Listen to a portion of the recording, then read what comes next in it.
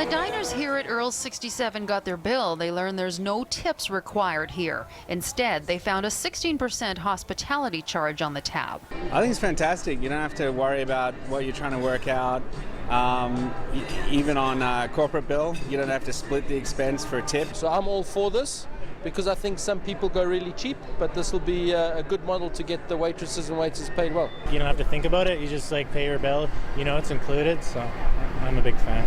I found that most places, they include the GST on their tipping percentage, so then you end up paying more than 20% on your actual bill. So whereas this, it just included 16%, so you didn't have to think about it, calculate it, nothing. All of the 16% charge will be distributed to all staff as a way to compensate the entire team that worked on the guest's experience, not just the server. We did a lot of research around the no tipping model. It's happening in New York and a lot of major cities in the States. Servers say it promotes teamwork and makes things more fair for everyone. And you're kind of targeted if you know a table will tip you more, like you might pay more attention to them compared to a different table, so they really just want to make sure every table is getting the same quality of service. Don't leave 30 to 50% of the server's wages up to the random whim at the person at the end of a boozy meal.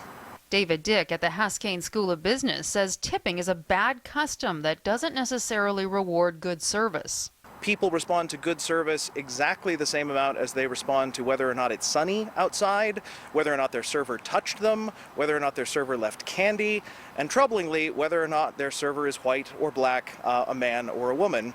And so it just seems like tipping is a location for lots of discriminatory practices that aren't worth it.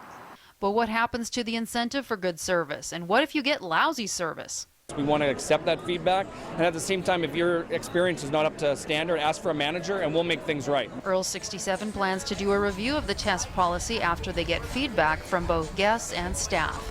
Carolyn Curry de Castillo, Global News.